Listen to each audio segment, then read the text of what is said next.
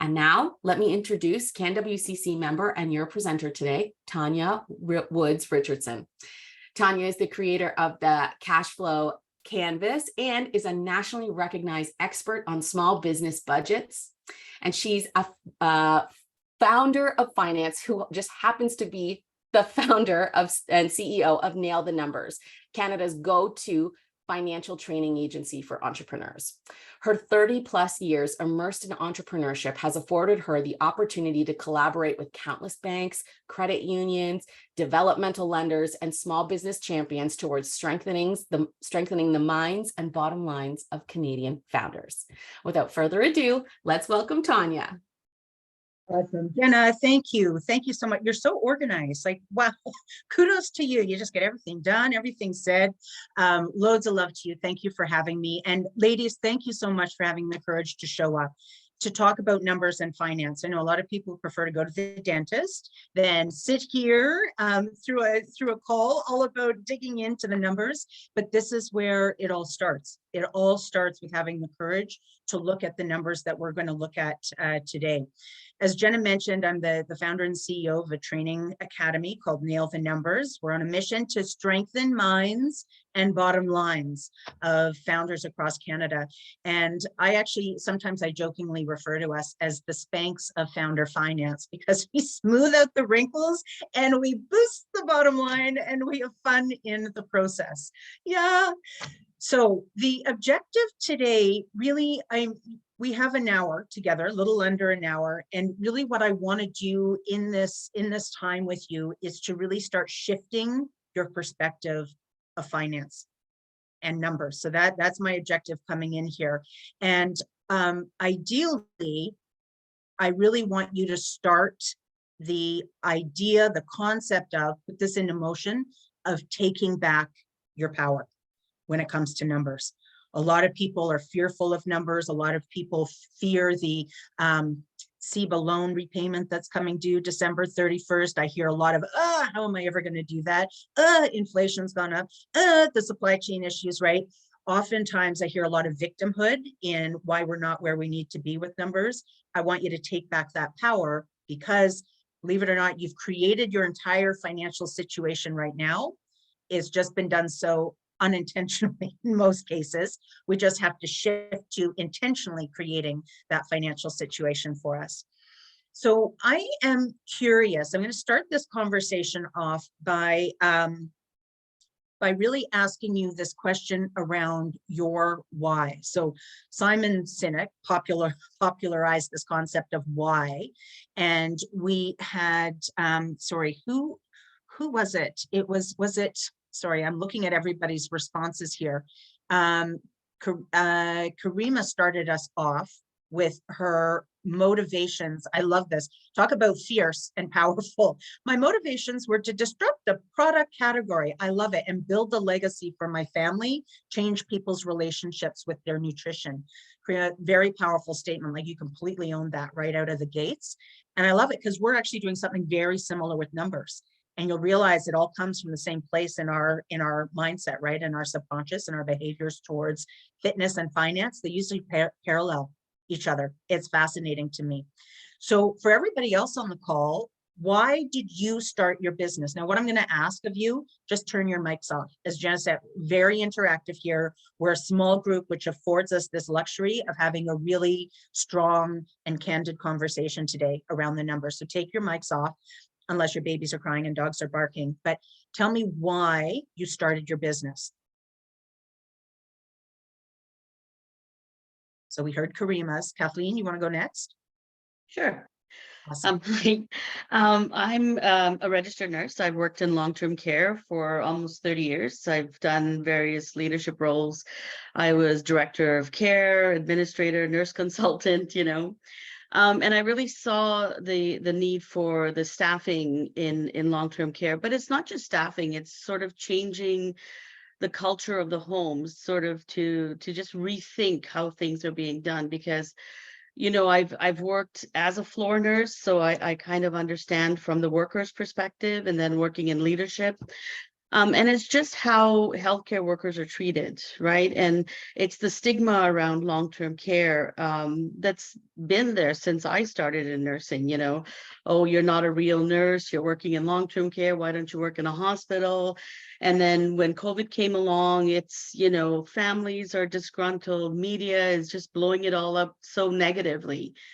So just sort of being on this side, starting my business, and it's been quite a journey because it was, you know, it was a lot more work than I thought it would be, but I've really enjoyed learning everything that I've been learning up to this point. And yeah, I just want to make a change, and healthcare workers are predominantly women.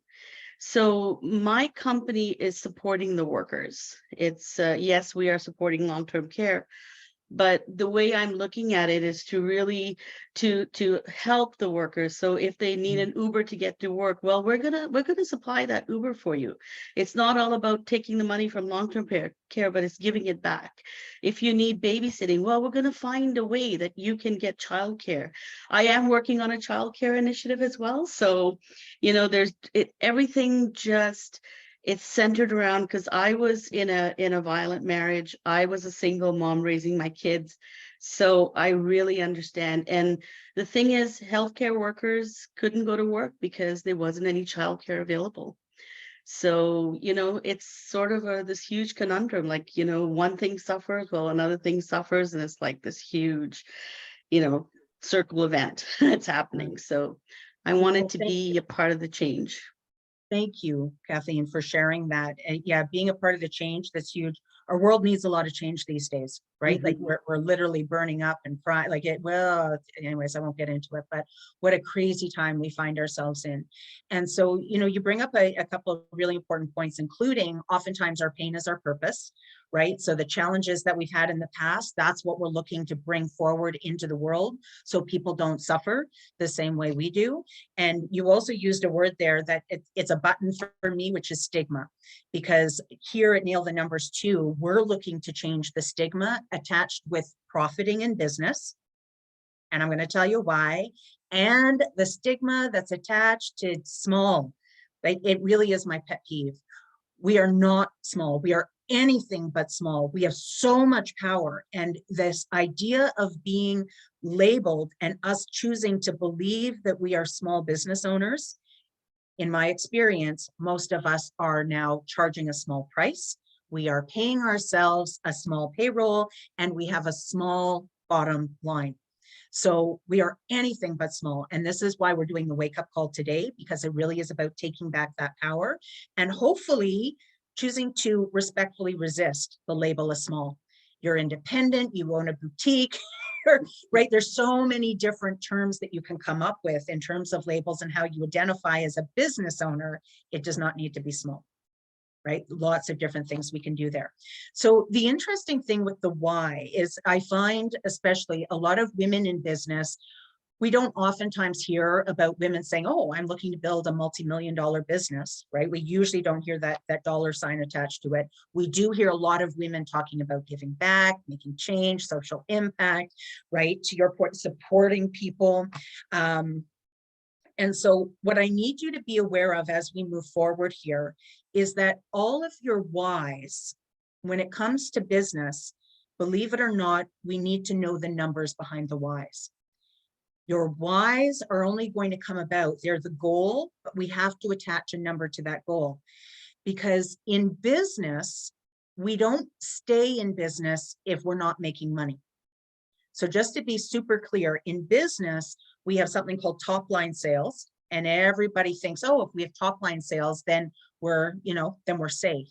Top line sales let you tread water, right? You can tread water when money's coming in.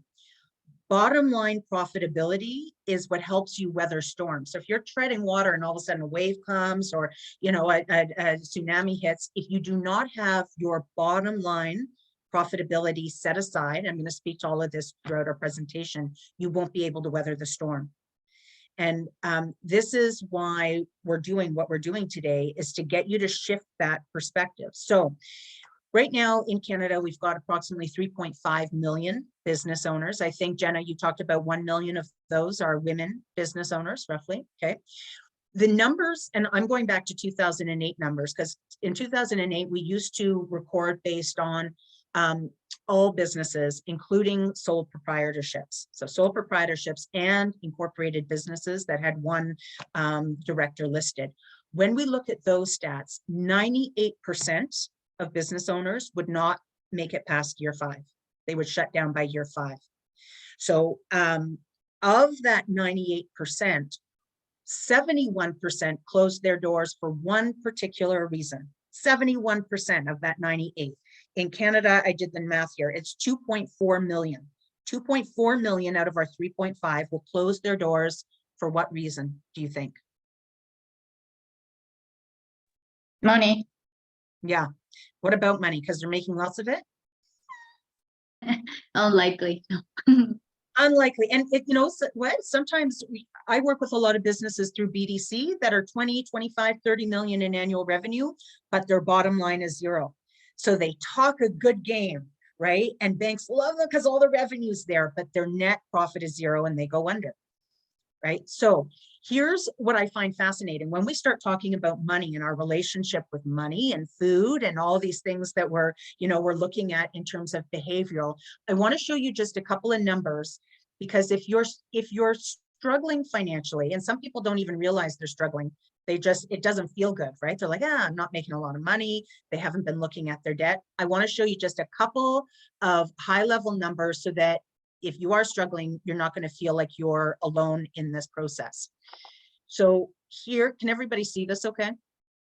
Maybe I'll just hit slideshow from current slide. There we go. Okay. So this was pre-COVID numbers, and I'm just going to run through this quickly because I want to invest our time in our wake-up call here. But pre-COVID, we were experiencing a $13.7 trillion deficit in Canada for our retirement needs for 2035. What trend do you think was fueling that deficit? Any guesses? Overspending, maybe? Oh, good point. That could be it for sure, because we are overspending. And actually, these numbers are wrong now. We're now spending $1.84 on average, every Canadian, for every dollar that we earn. So that is a piece of it. The other big piece here, though, is entrepreneurship. So entrepreneurship is fueling the deficit because entrepreneurs aren't paying themselves a fair wage, right? They're barely scraping by on what they make, let alone putting aside their retirement funds every month. They're not, most founders, and I'm not saying it's anyone on the call, but most founders don't even set aside their taxes every month, let alone their retirement needs. So we have a $13.7 trillion deficit for retirement. As I mentioned, we're now up to 184. I've been in entrepreneurship for 30 years. I've been doing my business for 30 years. For the last 10, I've been teaching financial empowerment, and this number keeps going up despite us offering more and more and more education. So now we're at 184. We're saving less than 3% of our income. We used to save 20%. Back in 1980, Canadians would save 20%. There was actually a time where Canadians wouldn't buy a house or a car unless they had all the money set aside. Can you imagine that now? Like actually putting aside all your money to buy a house? Like we are so conditioned now that debt is okay. And that's an industry that has fueled that belief for us. On average, we are carrying $27,000 in consumer debt. That's credit card debt. That's not mortgage debt. That is going out and buying and shopping, and that's credit card debt. And now we all know what's happened to the interest rate. I got a note from my credit card companies yesterday saying effective August 1st, all the interest rates have gone up to 24.99 now, right? So just being mindful of that. 46% of Canadians were $200 away from insolvency. And that means that they did not have enough money to pay their monthly burn rate, right? So burn rate is just their monthly mortgage, the utilities, the necessities. 46% of Canadians. That's why when COVID happened, the government had to come rushing in because no one had savings and they were $200 away. 16% of Canadians are underbanked. And what that means is that they can't open up a bank account, or if they do, they can't access credit. 16% of us. And 2 in 10 Canadians could access $1,000 of cash in the event of an emergency. Only 2 in 10. 1,000. This is the state of our country. So what I find fascinating about these numbers is that oftentimes as founders, and this was my story, this is actually why I started Nail the Numbers. And I'll tell you the story in a bit, but I'm coming to you with saying I've made all the mistakes. This was me back in 2008. I was doing all of this. I actually sold my home, put the equity in my home and my business. So we start a business thinking that, oh, the business is going to take care of everything, right?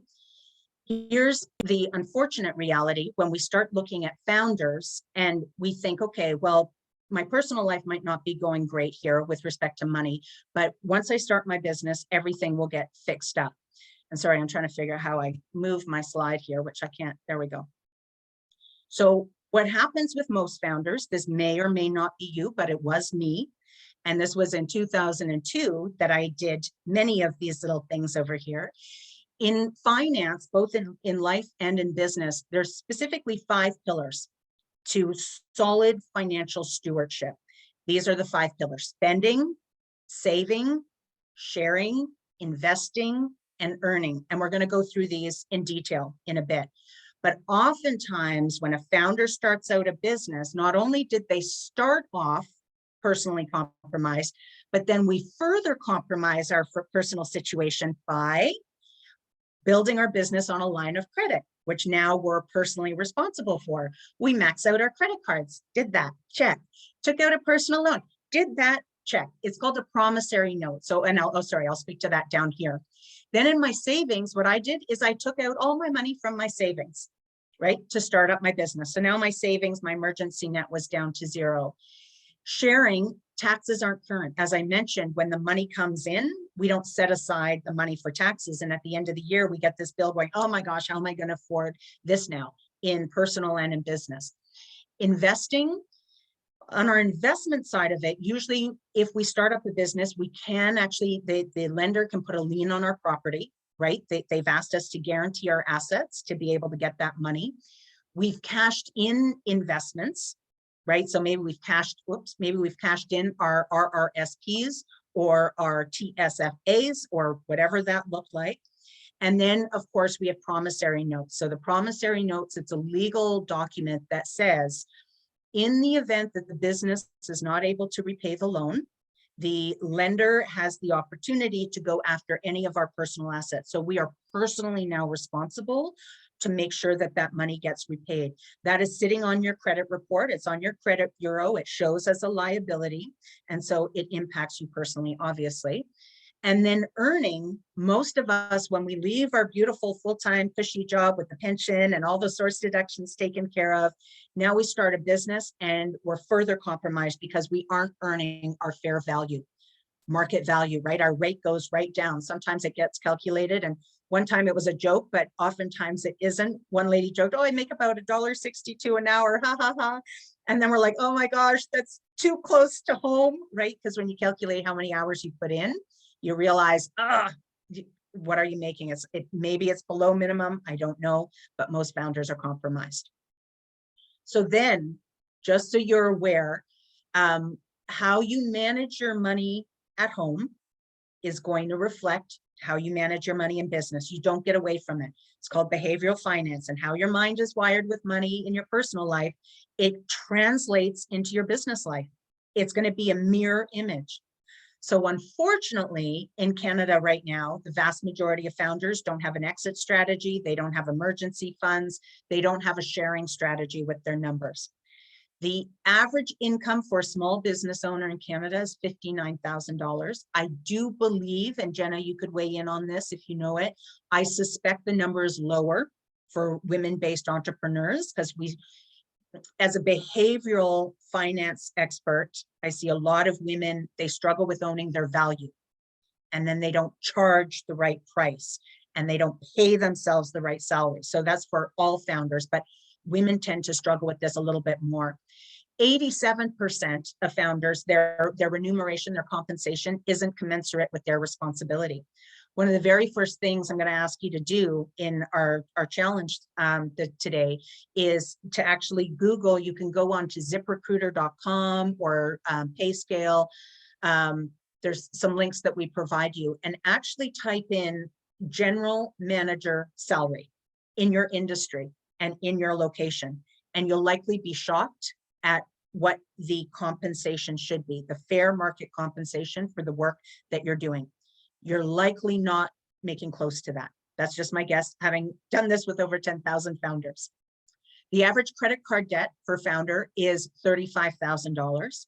And as I mentioned earlier, 7 in 10 Canadian entrepreneurs, 71% of founders close their doors specifically because they don't understand their numbers. A lot of people talk about financial literacy and financial management, but it's the basics of understanding how all your numbers are adding up, right? Like, how do you read your numbers and what are they telling you? 53% of founders have a stable credit score, which obviously implies that 47% do not. And 89% of founders are generating less than a 3% net profit. So I'm going to turn it back to you. And I am curious to get your thoughts on, why do you think net profit is so important?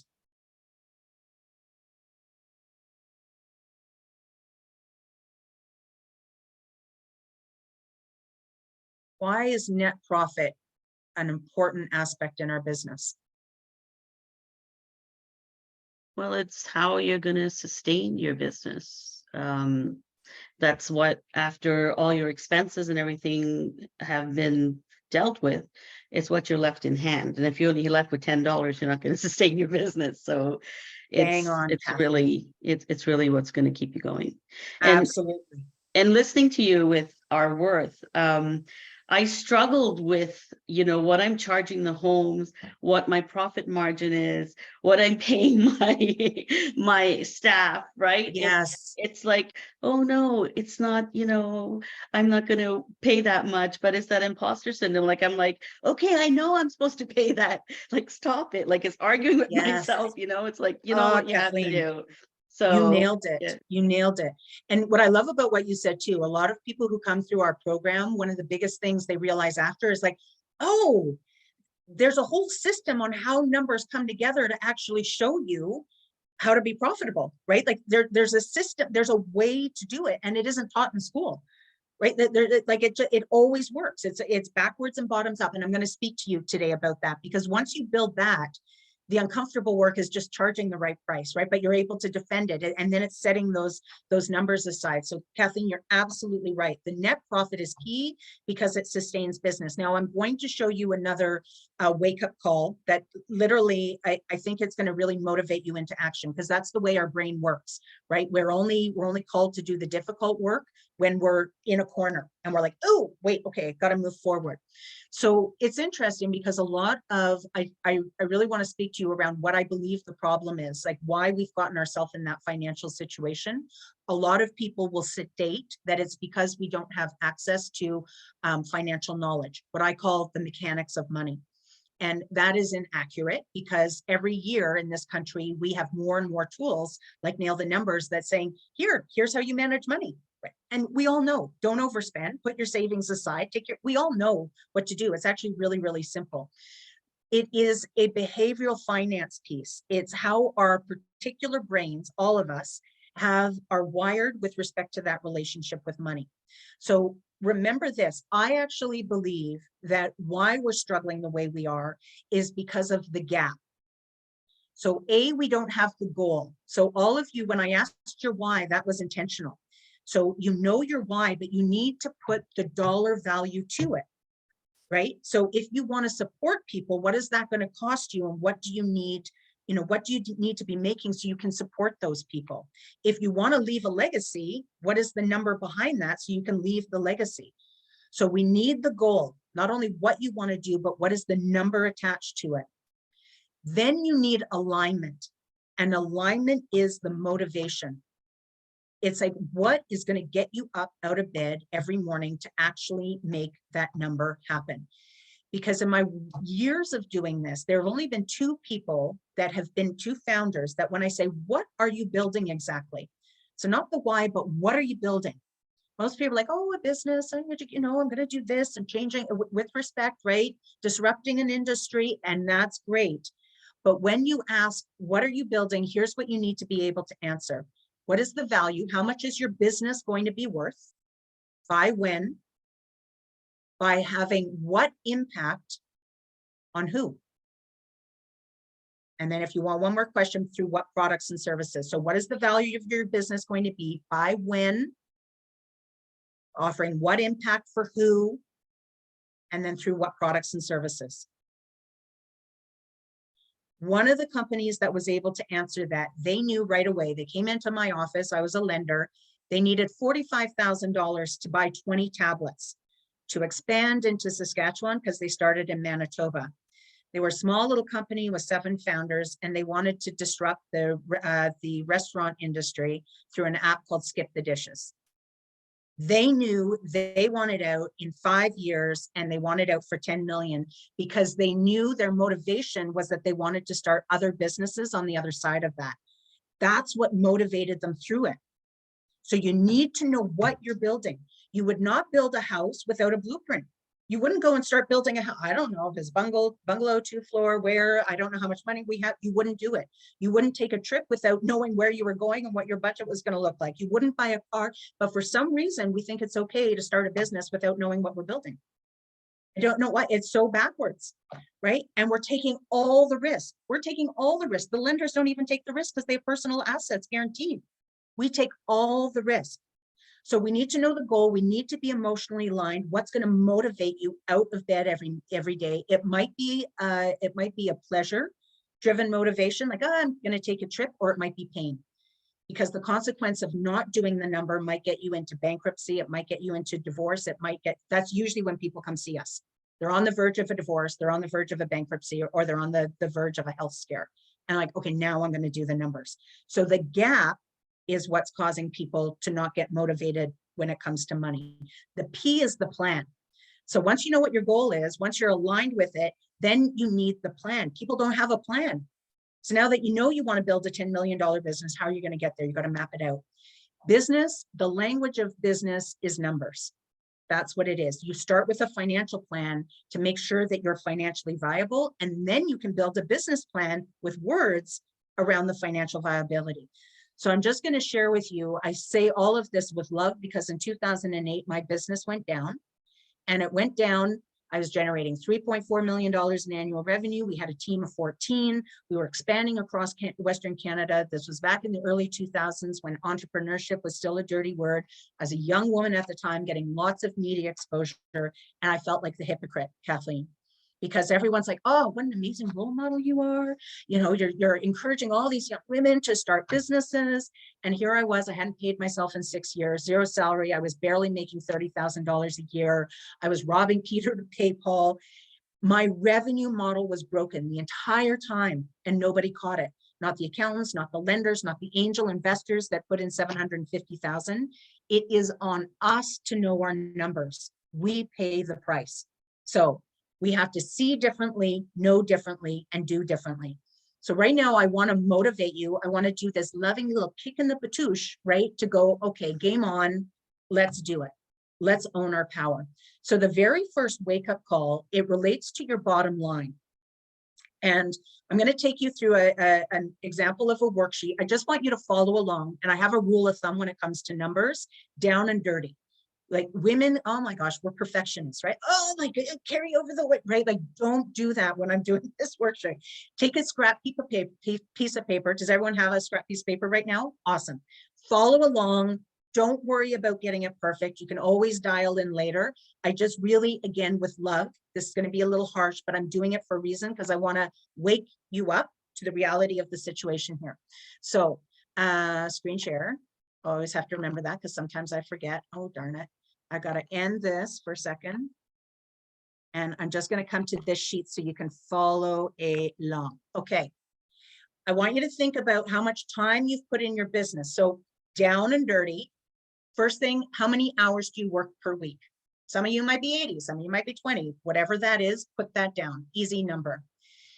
I'm going to, you likely don't know what your fair market rate is right now, which is interesting, isn't it? So you can do that later, but for now, just take 36. $36 means $75,000 a year. I can guarantee you are above that. I don't know what you're paying yourself right now, but let's use 36 as a $75 or $75,000 annual salary. And then when you multiply your numbers of hours worked times the rate that you would be getting paid at 36, you're going to see here how much, what your investment of time is per week. In this case, it's $1,400, right? Everybody give me a thumbs up when you've got that number. Easy peasy. Okay. Okay. Little tricky now. Here's what I need you to do. I need you to think of whatever that investment of time is. How much does the business roughly, and I don't want you to go back looking at your financial statements, but roughly how much does the business currently pay you per week? Think about that number. Just jot it down here somewhere on the side. How much does it currently pay you per week? Is it 1,000? Is it 500? Is it zilch? Is it, what is that number? Now you're going to subtract that number from your 1,400 or whatever this number is here in your A box. So whatever the business currently pays you, you subtract it from what it should be paying you. Let me know when you've got that number. Have I got it? Okay. Whatever the difference is, in this case, if the business is paying me $1,000 a week, down here now, I'm going to say, okay, the business still owes me $400 per week, right? So that's money that you're not getting compensated for, the hours you're not getting compensated for. Now you take the 400 and you multiply it by how many weeks you've already invested in this business, right? 52 weeks per year. So have you been at this for 1 year, 2 years, 3 years, 18 months, whatever that is? Put in the number of weeks you've been working in your business and the hours that you have not been getting paid for. And you're going to end up with your B box here, which is the total that the business really still owes you for your investment of time. Is your investment in what we also know as sweat equity. Everybody got that number?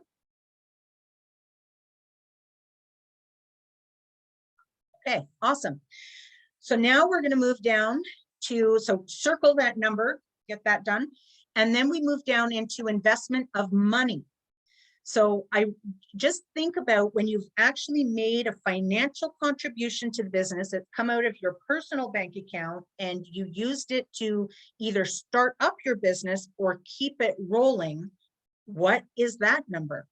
So in this case, I've got the example of, okay, I personally invested $20,000 and then my owner's contribution over time between taking people to lunch and buying website domains and emails and monthly subscriptions. My total in is 30,000. Again, down and dirty. I know there's probably some research to be done there, but I will share with you, if you're ever looking for money, the lender will ask you, well, what is your owner's contribution? How much equity do you have in the business? Everything that you've been buying is actually what we call owner's equity, but you need to have the receipt for it, because it needs to come from unborrowed sources. So keep your receipts every time you purchase something, because that is equity into the business. Little side note. So now all you're going to do is you're going to add up B and then E, your total contribution of time and your total contribution of money, and then you're going to get your total investment in so far. Does that make sense to everybody? Easy peasy, right? Okay. Then we go over to return on investment. Now, this, you're going to have to, later on, you can pull out your numbers, but for now, I want you to think about in 2022, what were your total sales? Most of you should have your notice to readers back from accountants. So just roughly think about what your total sales were for 2022, ballpark it if you don't know. And then ballpark what the net profit was. So net profit is also known as net income. It's after all of your income comes in, minus your direct costs, minus your indirect costs, what are you left with at the end of the day? And most founders usually have a negative or they're barely breaking even. So if that's you, don't worry that you're in the boat of over 87% of founders out there, including the businesses that are generating 30 million in sales. So don't stress about that. Does that make sense for everybody? Okay, so now what you do is you take your 2,000 and you divide it by your total revenue.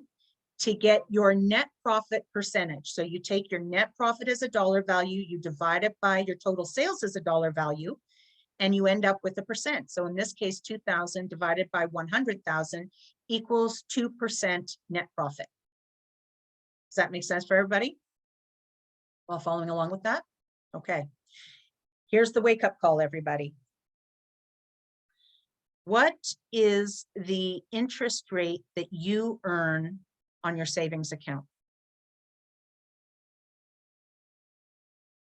Less than 2%. Right, Paul, it's about 1.79. 1.79. The thing with a savings account is it takes you 10 minutes to go put your money in. The 1.79 is guaranteed. You're getting that no matter what. And our Canadian system guarantees your deposit. So zero risk on that money.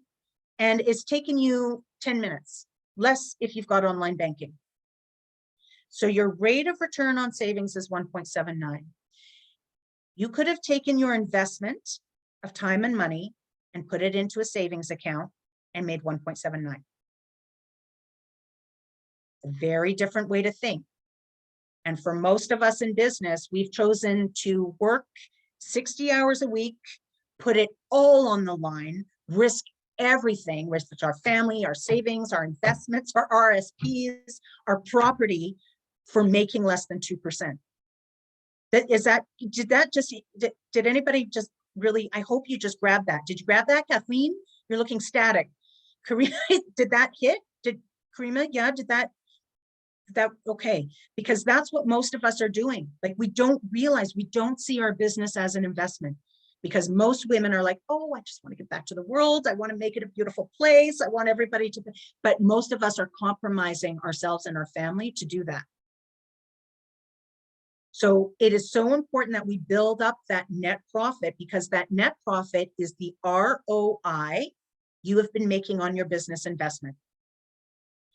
You could take all your money, you could go put it in. I'm not a financial advisor, so I'm not providing financial advice, but I can tell you that I take a portion of my money and I put it in index funds. My index funds through COVID generated over 24% rate of return. 24% for zero time risk, but zero time. So we have to start thinking about our business as an investment. Wake up call number one. What is your ROI? We have to start boosting it.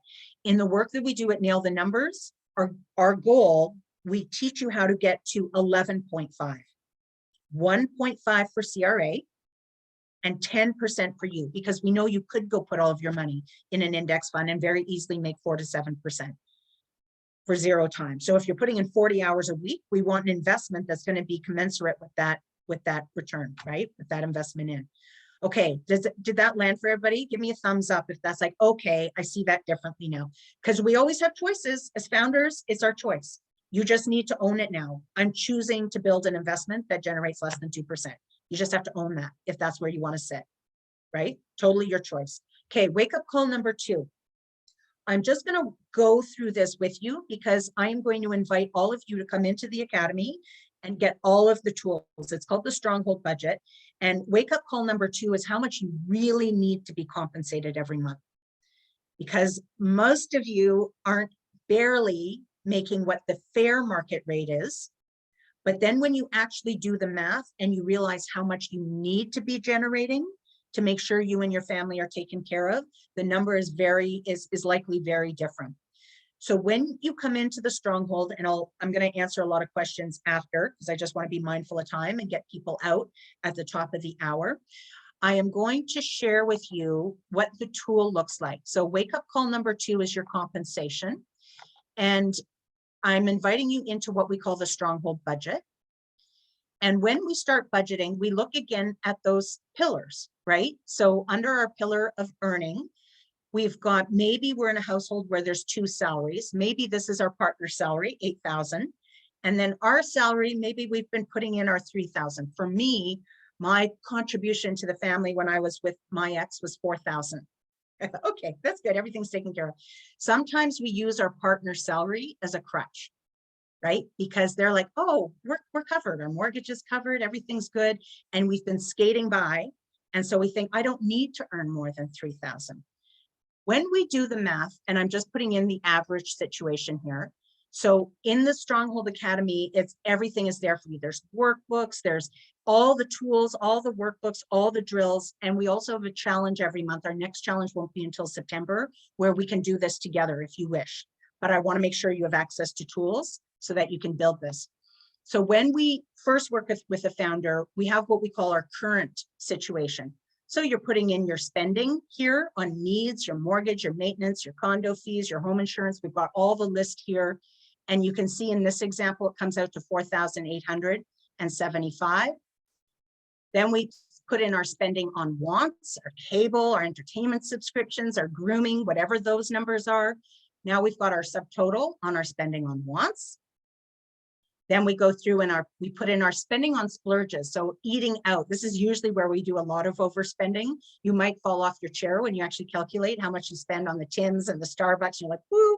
So you just put in the number, because even just starting the process, everything is in the shift of changing. You're going to put in how much you currently spend on debt repayment.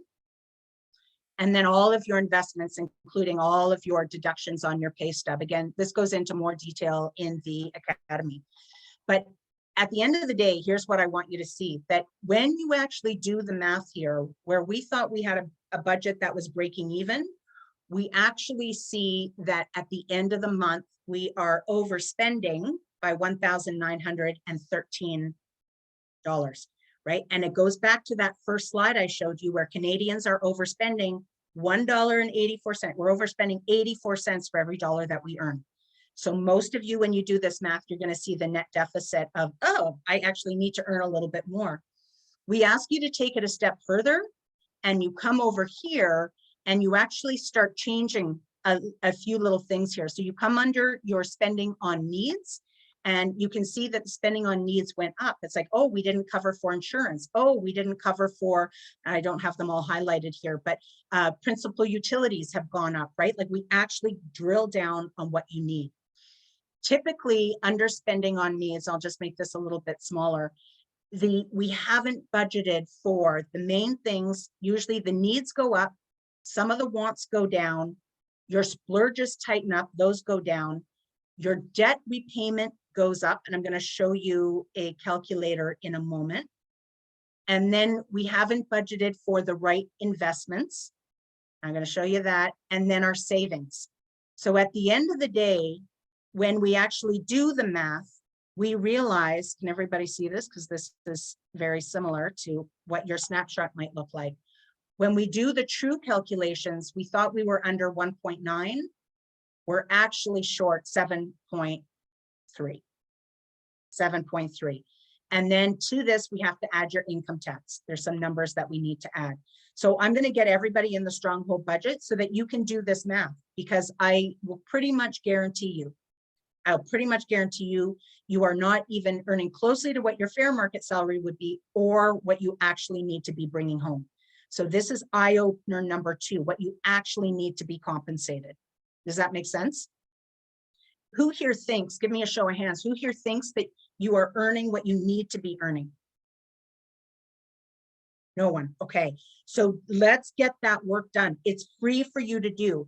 If you want to do the challenge together, we can do that. We're there to support you. But this is what we call the baseline budget. We need to know the number. We need to know what our Stronghold number is, because that informs what we build our business into.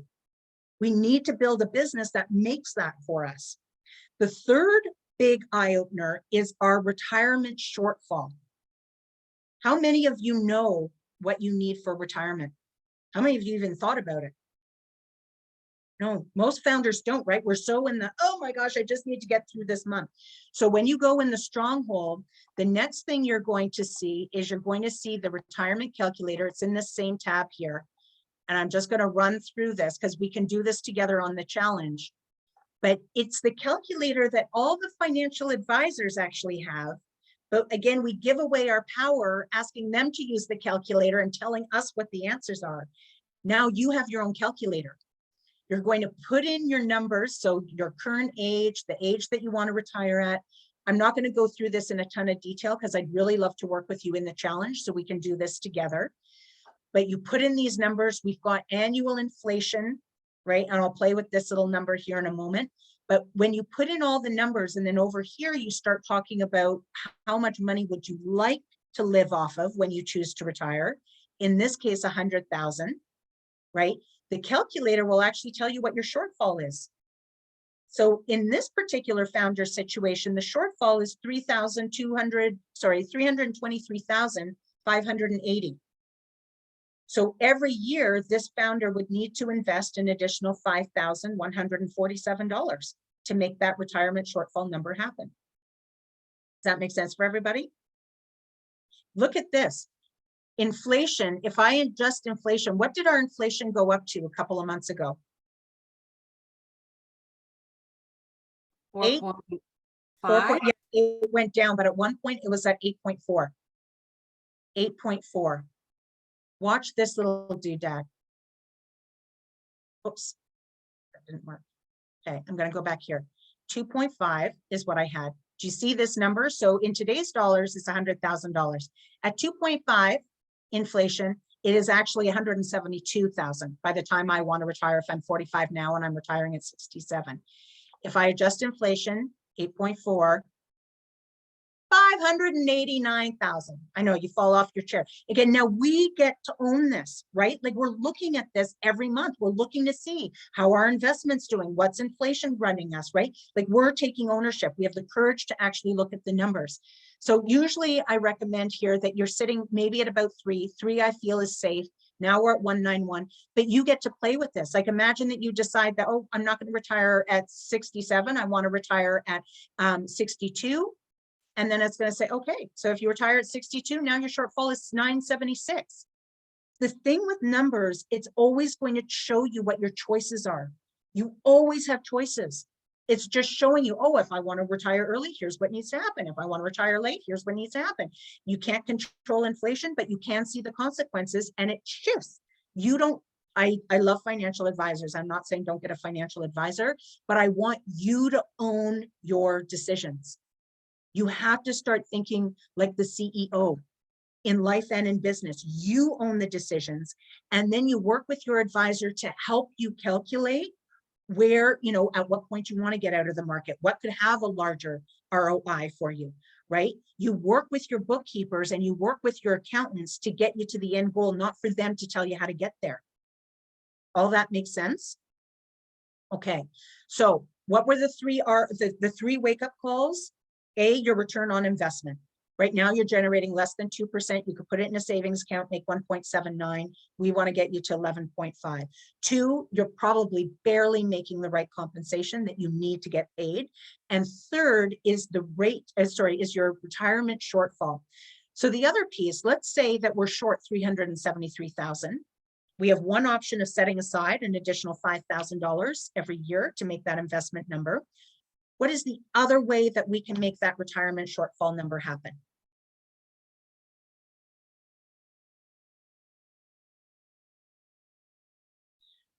So we need $372,000 to make our retirement shortfall.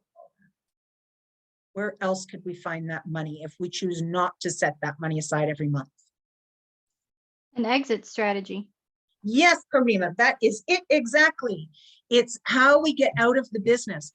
What determines the value of your business?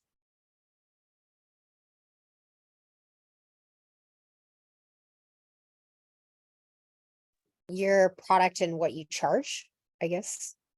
In short term, absolutely, right? Yeah. It's the value of the product, absolutely. Long term, business valuators will come in, and sometimes they use one method, sometimes they use multiple. It's a very gray area, but it's what we call cash flows, right? Future cash flows. So your clients that are paying, that are going to be reoccurring cash flow, there's value in that. There's value in assets. So sometimes there's goodwill, but your equipment might be an asset, vehicles would be an asset, inventory might be an asset, cash on hand is an asset. So there's definitely value in assets. The third valuation strategy is a multiple. This is industry talk, but it's called a multiple of your net profit. This is the other reason why we have to boost the bottom line, because they will come in, and every industry is different, but in tech, They go, oh, what's your bottom line? 25,000. Well, times that by 10. Here's your $250,000 for the business, right? Service-based businesses, usually it's 1.5. So you want to build that net profit. Net profit, write this down. There's 4 reasons why net profit is key. Kathleen mentioned that it is our savings account. Yes, net profit is what goes onto our balance sheet. It's called retained earnings. And it is our AKA safety net emergency fund. The second reason why net profit is so important is because it's the ROI, right? The current ROI that you're making on that business investment. The third reason is that it's going to inform your purchase price. It's going to be a part of the mix. People want to know that they're making money at the end. Anybody who's buying your business, they want to know that they're not breaking even. They want to know that there's profit there. And the fourth reason, where do you think social impact comes from? Like Jim Pattison, who builds the children's hospitals out there, and they start up the STARS ambulance and all of these social impact businesses, where do you think they get funded from? It's from net profit. It's companies who have generated enough net profit to not only sustain their business and create their emergency net, but now they can give back. Our world has never needed you more, never needed you more. But you've got to put your oxygen mask on first. That's the only way you're going to be able to show up for the world and be the solution that you want to be. You have to take care of you first so that you can take care of others. And we're in a society where there's a stigma around profit, there's a stigma around small. You get to own your power. And I call it stewards of profit.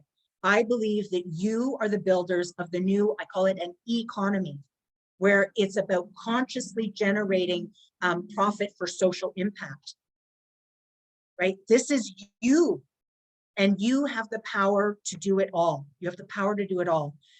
So just being mindful of time, I just want to take you through here, and I'm not going to do the share screen because we've covered all of this. Here is, and I know that Jenna's going to put the link in. This is to your Stronghold budget. There's the QR code. You're going to it's going to ask you to set up a profile, but then you're going to see, do you have a promo code? Put in CWCC23. That will get you in for free. And you'll have all the tools. There's a debt repayment calculator. There's the Stronghold budget. There's the retirement shortfall. They're all yours for free. We call it the baseline budget. That's where it starts. So when you finish that, you're going to know what your retirement shortfall is, what you need to build into your business, and you're going to know how much you need to get paid. Once you know those, you now have a goal and you've got emotional alignment, right? Because, okay, like that's just the Stronghold is just your basics. Now the plan, this is what we call the financially fierce formula. And I'll go through this in detail after the call if you want me to, but this is where, when you know those two numbers, everything we do at Neil the Numbers is backwards. We actually start backwards. We now know your 3-year goal, and we start backwards and then bottoms up. So the same thing that we do with your personal budget, we do with your business budget. So back to Kathleen's point, it's about knowing how all the numbers add up. It's about knowing what your indirect costs are, right? And how much you need to get paid as a founder. It's breaking out your core revenue streams, like what top 3 revenue streams are going to account for 80% of your revenue. What are the direct costs attached to each one of those revenue streams? And then the calculator does all the work, and it's actually going to show you what your sales need to be and how many units of each revenue stream you need to sell. That is what we call the financially fierce plan. And then we work with you. It's kind of a joke, but we're with you for life after that, because now you have to implement, measure, and modify. You need to make that happen. And that's where you have to dig in and do the uncomfortable work, right? Like it's not hard work, it's uncomfortable work. And if you just spend a half an hour doing that work every day, your business would transform in a month. You'd be a completely different business. So I am going to show you this. Sorry, bear with me. But I want to show you this because most founders are shocked to learn, as I mentioned, that when I work with business owners with BDC and they're generating millions, most of them come to us saying, we don't have the net profitability. And if we increased our sales, that would solve our problem. But the reality is that increasing sales in this particular example of a construction company, they wanted to increase sales. Had we had increased their sales, their net deficit, their net profit deficit would have jumped to negative 21%. So sales are not the solution until you clean up what we call the messy middle. Like, you need to build a financial framework in your business that works and that's solid. And that's what tanked my business. My business model did not work. The more revenue I brought in, the greater my net deficit. So that's the work that we love doing with you and with founders so that you can own your power. I've got the creed here. I'm going to put this slide up because I would love to hear from you. Definitely get your baseline done and then give me a text. Send me a text, send me an email. We've got a number of ways that we can work with you, but I want to find out where you're at and what you need. I'm not here to make recommendations. Oh, start this right away. I want to find out what's going on in your world, because then I can support you through the next financial step that you would need to take, whether it's with us, whether it's with your bookkeeper, whether it's with your accountant. There's my information. And lastly, we would love, I was telling Jenna, we're late to the Google review game. We just started this a couple of weeks ago. We know our numbers, but our Google stuff is, yeah, we got some work to do there. I would love it if you would be so generous and share a couple more minutes of your time and just leave us a Google review based on your experience here this morning. Just be honest with it, but whatever review. And then once we get that, we would love to send you a $50 gift certificate that you can apply to any of our challenges. And if you go to our website, nailthenumbers.com, you'll see our upcoming challenges. One is the wake up call challenge, 5 days of helping you nail down your numbers. You have all the tools now. And then there's some other challenges that are listed there, but I don't want to start getting into all of them to confuse you. Okay. And I say that with respect because I confuse myself sometimes. So it's not about you, it's me. I overcomplicate sometimes. So I'm going to leave it there. Okay, Jenna, do you want to save me here? Because You're doing great. And like, this was such an incredible presentation. I know I sat here and like took pages of notes for myself and my own business. So it's just like so powerful to talk about your numbers. And I think I was coming into this like, oh my God. And now I feel like I've got a centering point almost to keep going. So I really appreciate you sharing about all of this. And I'm so glad everybody was able to attend. I just want to let everybody know that Tanya's hosting another event with us. So it'll be up in the circle later today, but I already have it live in Zoom. Tanya's hosting on August 21st at 1 p.m. Budgets, bottom lines, and Bermuda triangles. So things you have to watch out for in your business. If it's anything like this, it's going to be phenomenal. So I'm going to put the link for that in the chat. It's August 24th at 1 p.m. And then this month, I put August 23rd, but I think it's actually August 8th. August 8th, we are hosting community networking as well. So please invite your friends, come on out. And if you are not yet a member of the Chamber of Commerce and would like to be, I'm going to paste details in the chat about our membership now, because we are the first Chamber of Commerce with equity pricing, which means you can choose the amount that works for you.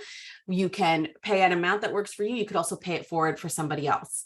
So I'll put all of that in the chat for you right now so that you can get those details. And yes, so we were having some problems with the code, Tanya. So you said try it with the case sensitive. So no. Let me just make sure. Yeah, there was 2 links. So one is going to the strongholds. Kareem, you're trying to get into the academy. Is that right? And you're experiencing challenges there? Yeah, the link that you posted, join the stronghold budget from Nail the Numbers. Yeah, that one. I put the CWCC 23, but it won't accept it. And lowercase? Lowercase, yeah. And I tried capital, but it didn't work either. Yeah, it didn't work for me as well. No. Okay. Don't you hate that? Okay. Bear with me while we're here. Keep talking amongst yourselves, and I'll go in. I'll be like the Wizard of Oz, trying to figure out what's going on in the back end here. Are there any questions that I can answer while I'm multitasking? Crickets. Why are there crickets? Well, I mean, I can let you do that and just talk over you while okay, perfect. Go for it. I love it. Because I put the stuff in the chat for the things we have coming up. But if you haven't attended our community networking yet, this is one of our biggest events that we host every quarter. It's for both our members and the public. So if you have, friends that you want to invite, you want to talk about, kind of stuff we talk about here at CanWCC, like inclusion, social justice, finances, then invite them to this event and we'll be able to connect. And it's really a fun event. Depending on how many people I have there, I do breakout rooms so you can meet everybody and go one-to-one. And then again, I just encourage you to attend Taunya's next event because we're really going to go deeper into this. And I've already learned so much from here. So just a quick show of hands. Who has been to one of our events before? I already know Kathleen has. So Karima, this is your first one with us? And Beverly, Yep. Okay, Beverly, you've been here before. Well, great. Okay, perfect. Well, thank you so much. And thanks for coming in today, Karima. We're really excited that you were here, that you were able to take advantage of this call. And yeah, thank you for being here. I don't think, Jennifer, I've seen you before. Have we met before in one of our events? Jennifer might not be in the place. Oh. No, I haven't done anything before, so first time. And I'm so sad because it sounded like exactly what I need. And I missed the first half of it, so I'm dying for the playback. Make sure you sign up for the next one then on the 24th. The Zoom link is in there and we will email out the recording. So it takes us about 2 weeks and then we'll email it out to you. Okay, perfect. Thank you. Okay, well, thanks for tuning in, Jennifer. Yeah, and then that recording is there. And yeah, again, I am so grateful all you have the courage to actually show up for the call, right? Because it challenge, dialing in on those numbers can be a little intimidating. So yes, thank you, Jenna. Yes, the coupon worked, everyone I forgot the 23. So yeah, numbers, I'm all about the numbers and I forgot to put the 23 in. Good Lordy, love a duck. So the code now works. So now that you're in the Stronghold budget, you now have my phone number, so you can text me at any time. I am going away on holidays, but I will respond to texts.